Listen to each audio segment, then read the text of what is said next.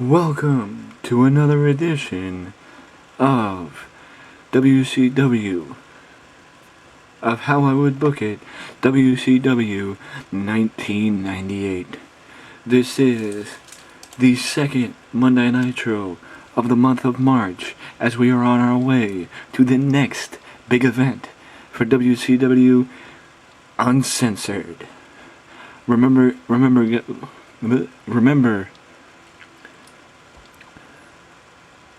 after changes made late last week to this installment of the How I Would Book It, this How I Would Book It will end in September, as opposed to the original end date of December at Starrcade 1998.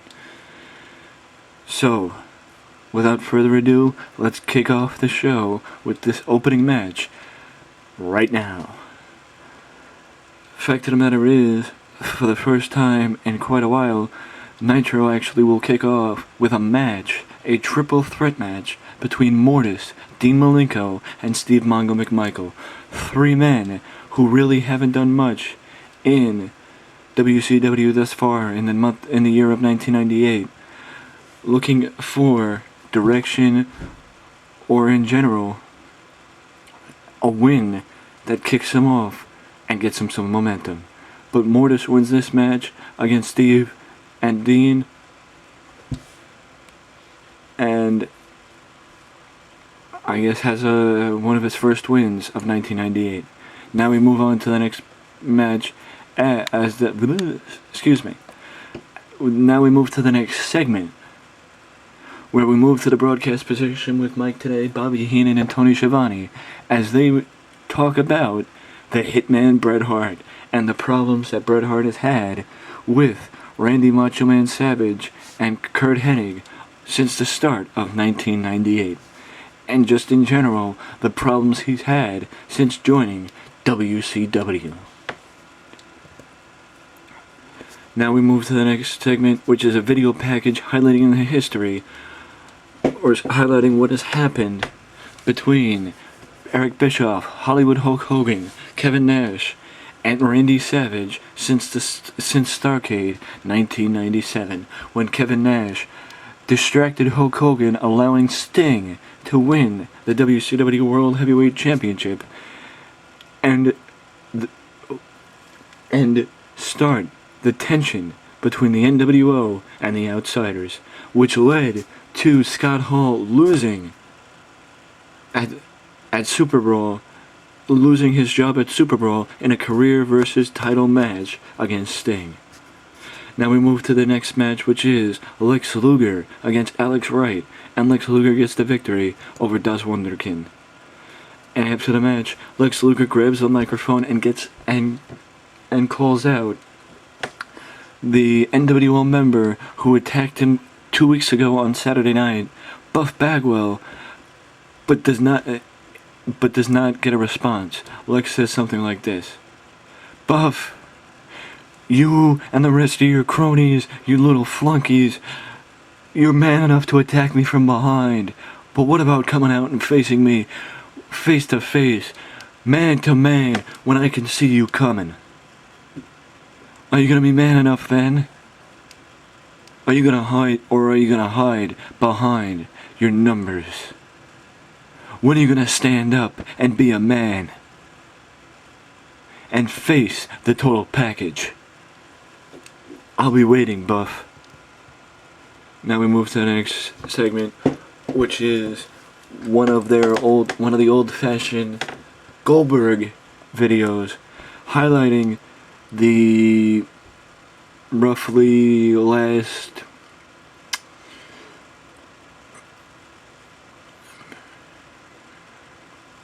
the last 6 months of domination that Goldberg has done through WCW and every talent that he's faced thus far. And we find out Goldberg will be in action in the streak match later tonight on Nitro. In his debut in WCW on Nitro, Mike Awesome faces Rick Martel and gets the victory over the Model in decisive fashion with the Awesome Bomb. And now we move to the interviews, and now we move it to Mean Gene Okerlund, who's with Vincent and Mike Awesome, and Gene asks why Mike Awesome has chosen to target the Giant as his first, as he called it, victim in the WCW.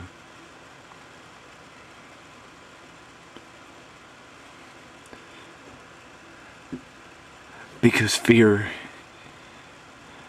Vincent says something like this: Gene, you don't ask him directly, you talk to me, and then I ask him. I'll tell you this, that Mike Awesome is going after the Giant because Mike Awesome is the baddest man to step foot in a WCW ring. And he will prove it when he ends the Giant's career and does exactly what Kevin Nash was too scared to do. And that's slay the Giant.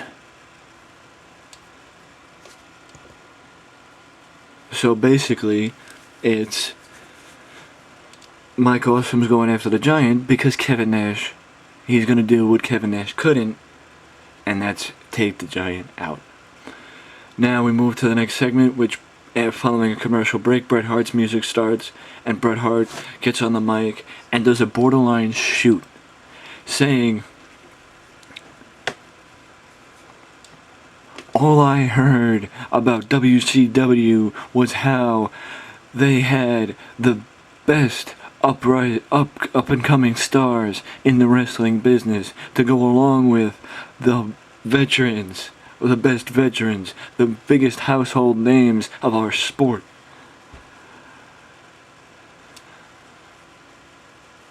All I've seen since I came here is people who barely know their own identity and others who are trying to hold on to their past and not let go. I can understand why this company is in the shape it's in when people like Eric Bischoff are in charge. Because when I walked through the door here in WCW, I came in just to talk. And then a month went by, and I still hadn't had my first match.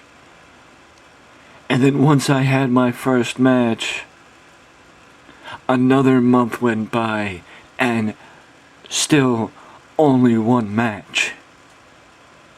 3 months into the year of 1998, and 4 months into my tenure with this company, I realized why people told me not to come. And why a certain management member of the company up north told me that this company would not know how to take advantage of the talent that I bring to the table. With the NWO running things, WCW is slowly digging its own grave. Kurt Hennig, you are like me. We both have grown up in this business. Let's put the bull crap aside. Let's put the WCW, NWO crap aside. And let's get in this ring and do what we do best. And show why we are two of the best wrestlers in the business today. Whether we're still... And prove that though we might be older, but we are still just as good as we once were. How about it, Kurt? How about it? Come on. Cutting it short, Kurt Hennig comes out and accepts Bret Hart's challenge, which sets up a match between Curt Hennig and Bret Hart at Uncensored in 2 weeks, live on pay-per-view. Ignore that.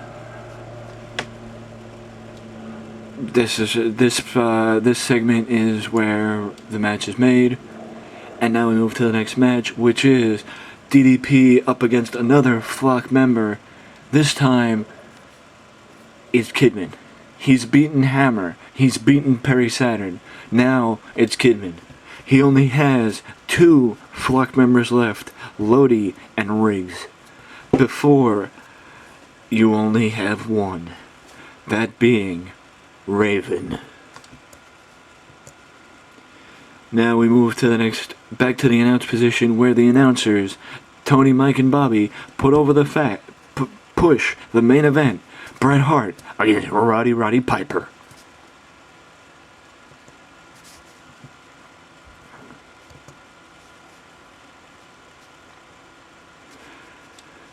Now the announcers are talking about.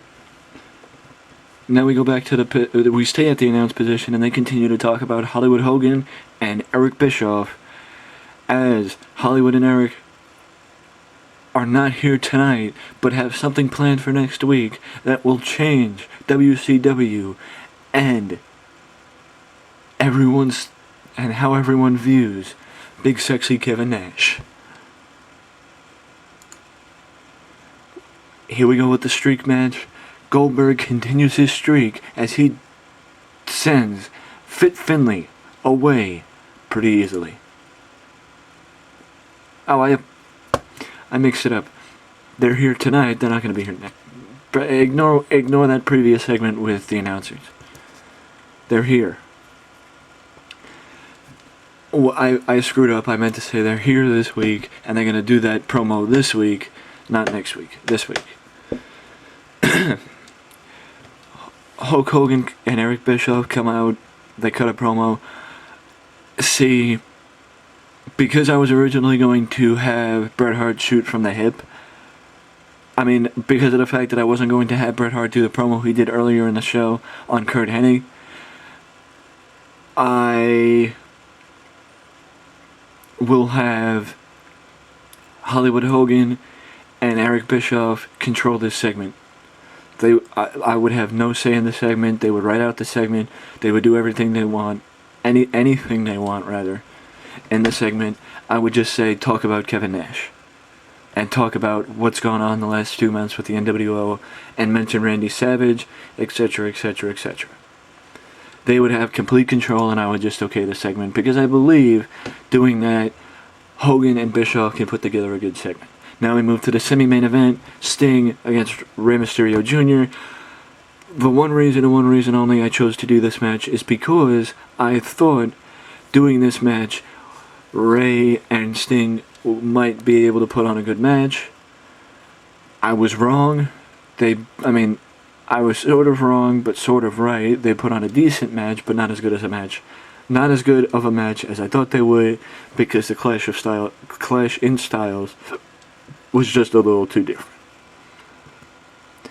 Now we move backstage with Bret Hart warming up for his match against Roddy Piper, and Davey Boy Smith Davey Boy Smith comes into the picture, and starts talking to Bret Hart about his match against Roddy Piper and the issues that Bret Hart has had with Mr. Perfect and Randy Savage, the NWO in general.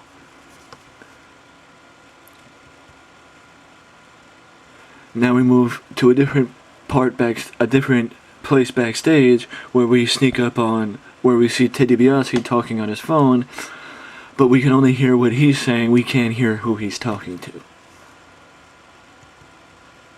Now we move to the main event, which is Hot Rod Roddy Piper against Bret Hart, and Bret Hart loses to Roddy Piper after a distraction from Curt Hennig, which leads people to which makes you think, after what happened earlier tonight, and Curt Hennig agreeing to the match against Bret Hart at Uncensored, and Curt Hennig acting like a good guy instead of a coward, why would he distract Bret Hart, costing him his match against Piper.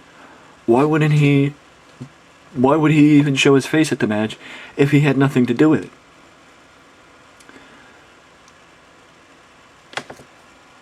Well, that leads to the closing segment of the show. Bret Hart grabs a mic and says, "This is exactly what I'm talking about.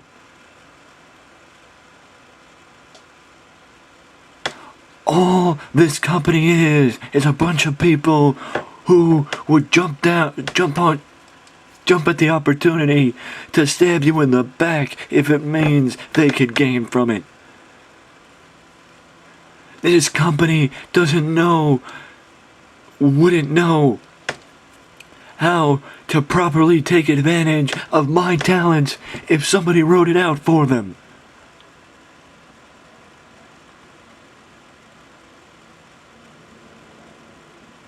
I'm sick and tired of being taken for granted.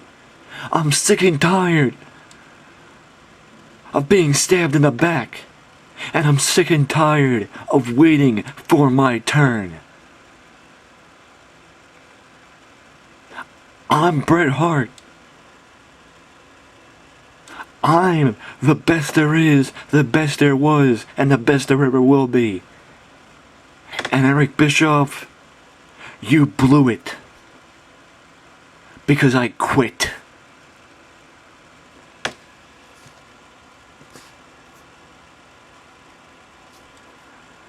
This is by far the best show that I've done in the last couple of weeks. Still not as good as it needs to be, but it's still better than it's been. So it's a start. But now, at the end of the show, you gotta be wondering two things. Why did Curt Hennig cost Bret Hart his match? And what happens next now that Bret Hart quit? Did Bret Hart take it a step too far? Let me know what you think in the comment section below. Should Bret Hart have quit WCW? What happens next with Bret Hart, Randy Savage, and the Bret Hart, Randy Savage saga?